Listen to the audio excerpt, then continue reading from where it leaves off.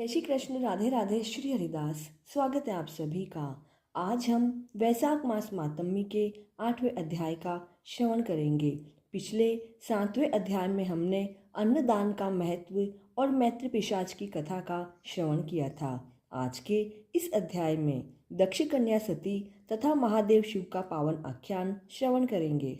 पिशाच की कथा को सुनकर राजा मैथिल ने कहा, हे ब्रह्मदेव, जल का दान न करने के कारण इक्ष्वाकु वंशी का अधर्मी राजा 3 जन्म तक चातक बना और उसे मेरे घर में छिपकली की योनि भी प्राप्त हुई। यह तो मेरी समझ में आया कि साधु महात्माओं की सेवा से विमुख होने के कारण वह गिद्ध बना, लेकिन जब आपने यह कहा कि उसे 7 जन्म तक कुत्ते की योनि भी मिली तो मुझे बड़ा अनुचित लगा। कृपया मेरे संशय को दूर करें। तब श्रुतिदेव जी ने कहा, तुमने जो प्रश्न किया है मैं तुम्हारे इस प्रश्न का समाधान करते हुए वह बात बताऊंगा जो कभी कैलाश पर्वत के शिखर पर भगवान महादेव ने देवी पार्वती से कही थी। देवी पार्वती के प्रश्न करने पर भगवान महादेव जी बोले, हे प्रिय, समस्त लोगों की रचना होने के बाद उनकी 2 प्रकार की स्थिति बनी, पारलौकिक और ऐहिक। हे महाभागे, जल सेवा, अन्न सेवा और औषधि सेवा इस लोक की स्थिति होने हेतु कारण ऐच्छिक है। परलोक की स्थिति के हेतु साधु सेवा, विष्णु सेवा और धर्म सेवा है। ऐहिक हेतुओं को करने से तत्काल धन संपत्ति आदि की प्राप्ति होती है। अप्रिय बातें कहना भी दुख का कारण होता है। इस विषय में मैं तुम्हें एक पापनाशक इतिहास कहता हूँ। यज्ञ के लिए दीक्षित होकर दक्ष प्रजापति एक बार भगवान शिव को बुलाने के लिए कैलाश पर गए। उन्हें आया देखकर दक्ष की ही भलाई का विचार करके भगवान शिव ने उठकर उनका आदर नहीं किया। महादेव ने सोचा कि मैं समस्त देवताओं का गुरु हूँ। स्वामी यदि सेवक के लिए, पति यदि पत्नी के लिए और गुरु यदि शिष्य के लिए अपना आसन छोड़कर आदर दिखाते हैं तो उनकी आयु, तेज, बल, धन और यश और पुरुषार्थ सभी नष्ट हो जाते हैं। इसलिए महादेव जी ने सोचा कि यदि मैं अपने प्रिय ससुर दक्ष के लिए आसन छोड़कर उठता हूँ तो उनकी ही हानि होगी। इसी कारण वे अपने आसन पर बैठे रहे, लेकिन दक्ष प्रजापति ने मूर्खतावश इसे अपना निरादर समझा। दक्ष बोला, यह शिव बड़ा अहंकारी है। इसके पास केवल एक बूढ़ा बैल है, गले में हड्डियों की माला पहनता है, शमशान में रहता है, सर्पों के तो आभूषण है। इसके साथ भूत प्रेत पिशाच तथा दुष्ट योनि जीव हैं। दुरात्मा नारद के कहने पर ही मैंने इसे अपनी कन्या दी थी, लेकिन अब सती से भी मुझे कोई संबंध नहीं रखना है। इस तरह अपशब्द कहकर दक्ष ने महादेव जी का अपमान किया और उन्हें पार्वती को अपने यज्ञ का निमंत्रण भी नहीं दिया। जैसे आए वैसे ही लौट गए। उसके बाद यज्ञशाला में जाकर ऋषि मुनियों को साथ लेकर यज्ञ शुरू किया। वे निरंतर भगवान शंकर की निंदा करते रहे। उनके उस यज्ञ में भगवान शिव और ब्रह्मा, भगवान विष्णु, भगवान ब्रह्मा को छोड़कर समस्त देवता, सिद्ध, चारण, गंधर्व, यक्ष, राक्षस और किन्नर शामिल हुए। यज्ञ में सभी को जाता देख सती का मन भी चंचल हो गया। वह अपने पिता के उत्सव को देखने तथा परिवारजनों से मिलने के लिए व्याकुल हो गई। महादेव जी ने सती को समझाने की बड़ी कोशिश की, लेकिन जब वे पिता के घर जाने का हठ करने लगी तो शंकर भगवान ने कहा, हे सती, इस समय तुम्हें अपने पिता के घर जाने पर कोई यश नहीं मिलेगा, बल्कि तुम्हें क्लेश प्राप्त होगा। तुम्हारे पिता सभा में बैठकर मेरी निंदा करते हैं, उसे शायद तुम सहन नहीं कर सकोगी। निश्चय ही तुम क्रोध में भरकर कुछ अनिष्ट कर बैठोगी। सती ने उनकी बात को नहीं माना और अपने पिता के घर चल पड़ी। महादेव जी ने नंदी को सवारी के लिए भेज दिया और रक्षा के लिए अपने करोड़ों भूत प्रेत आदि गण भी उनके साथ भेजे। जब सती पिता के घर पहुंची तो किसी ने उनका स्वागत नहीं किया। तब सती उदास होकर यज्ञशाला में गई तो उन्होंने देखा कि दक्ष के यज्ञ में सभी देवताओं को आहुति दी गई, लेकिन जब रुद्र को आहुति देने की बारी आई तो उन्हें छोड़ दिया गया और आहुति देने लगे। पति के इस अपमान को देखकर सती को बड़ा दुख हुआ। तब वे अपने आंखों में आंसू भरकर पिता से बोली, हे पिताश्री, आप मेरे जीवन दाता हैं, लेकिन शास्त्रों का मत है यदि बड़े कहीं त्रुटि करते हैं तो छोटों को उन्हें समझाना चाहिए। आप अपने से बड़े किसी को अपमानित करके कल्याण से नहीं रह सकेंगे। आपने रुद्र को आहुति नहीं दी। इस यज्ञशाला में उपस्थित ऋषि मुनि और महात्माओं ने भी आपकी दुष्ट बुद्धि को दूर करने का प्रयास नहीं किया। सती के इन शब्दों को सुनकर पूछा देवता दांत निकालकर हंसा एवं शुक्राचार्य मूछ और दाढ़ी फड़फड़ाकर मुस्कुराने लगे। यह देखकर सती क्रोध से लाल हो गई। पति की निंदा सुनने के पाप से प्रायश्चित पाने हेतु उन्होंने यज्ञ कुंड में कूदकर अपने शरीर को जला डाला। सभी गण भागकर भगवान शिव के पास पहुंचे और उन्हें सती के प्राण त्याग की कथा कही।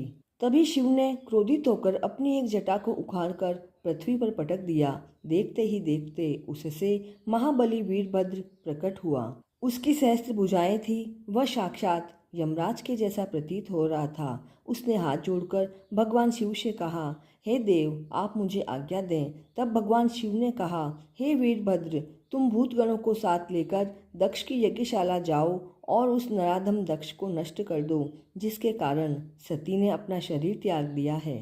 यज्ञशाला पहुंचते ही उसने यज्ञ को विध्वंस कर डाला। उन सभी को मार मार कर यज्ञ कुंड में डाल दिया।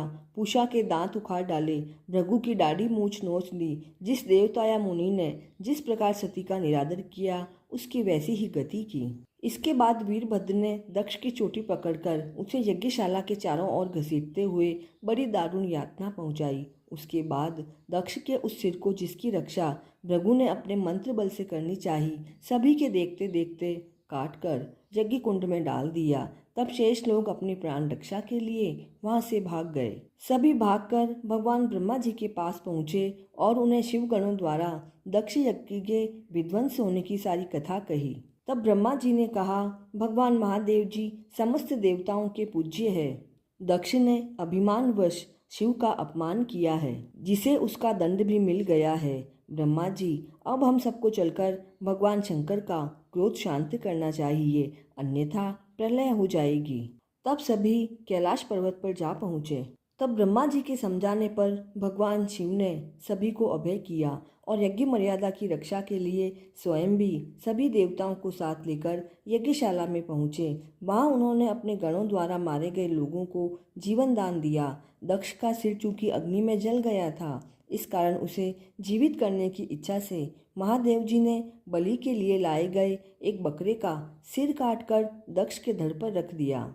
बकरे का मुख होने के कारण वह ब मात्र ही कह सका। उस शब्द को सुनकर भगवान शिव प्रसन्न हो गए। उसी समय से भगवान शिव को प्रसन्न करने के लिए बम बम शब्द किया जाता है। यज्ञ के समाप्त होने पर जब सब देवता अपने घर गए, तब भगवान शिव ने नैष्टिक व्रत धारण करके गंगा जी के तट पर स्थित एक पुंतराक वृक्ष के नीचे तपस्या करने लगे। दक्ष कन्या सती ने गिरिराज हिमालय की पत्नी मेनका के गर्भ से पार्वती के रूप में जन्म लिया।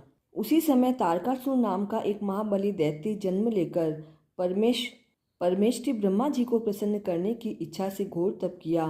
उसकी तपस्या से प्रसन्न होकर ब्रह्मा जी ने उसे वरदान दिया कि तुझे महादेव जी का पुत्र ही मार सकेगा, अन्य कोई देवता या दैत्य मनुष्य तुम्हें नहीं मार सकता। यह वरदान पाकर वह राक्षस प्रसन्न हुआ और देवताओं को सताने लगा। सभी देवताओं ने कहा, भगवान शिव बहुत समय से तपस्या कर रहे हैं, तुम लोग कोई ऐसा उपाय करो जिससे भगवान शिव की समाधि भंग हो और वे पार्वती से विवाह करें। तब देवराज इंद्र ने भगवान ब्रह्मा की बात मानकर देवगुरु बृहस्पति से सलाह करके नारद जी को हिमालय के पास पहुंचा। फिर इंद्र ने कामदेव को बुलाकर उसे भगवान शिव की समाधि भंग करने का आदेश दिया। तब कामदेव ने वन में जाकर असमय बसंत बहार फैला दी और पार्वती जी महादेव जी का पूजन करने वन में गई तो उसने काम बाण चलाकर भगवान शिव की तपस्या को खंडित किया। समाधि भंग होने पर शिवजी ने पार्वती को अपने सामने देखा तो वे उस पर मोहित हो गए और उन्हें गोदी में बिठाकर कुछ कहने लगे। तभी उचित अवसर जानकर कामदेव ने एक तीक्ष्ण बाण चलाया, जिसके लगते ही भगवान शिव का चित्त चंचल होने लगा। जब उन्होंने चारों तरफ देखा तो एक वृक्ष पर बैठा हुआ कामदेव दिखाई दिया। उस समय भगवान शिव ने अत्यंत क्रोधित होकर कामदेव को भस्म करने के लिए अपना तीसरा नेत्र खोल दिया, जिससे तुरंत ही एक तीक्ष्ण अग्नि प्रकट हुई और कामदेव वहीं जलकर भस्म हो गया। यह देखकर बसंत और रति वहां से भाग गए। उस समय देवता अपने कार्य को सिद्ध हुआ समझकर प्रसन्न हुए। पार्वती भयभीत हुई और एक और खड़ी हो गई। तभी महादेव जी भी वहां से अंतर ध्यान हो गए।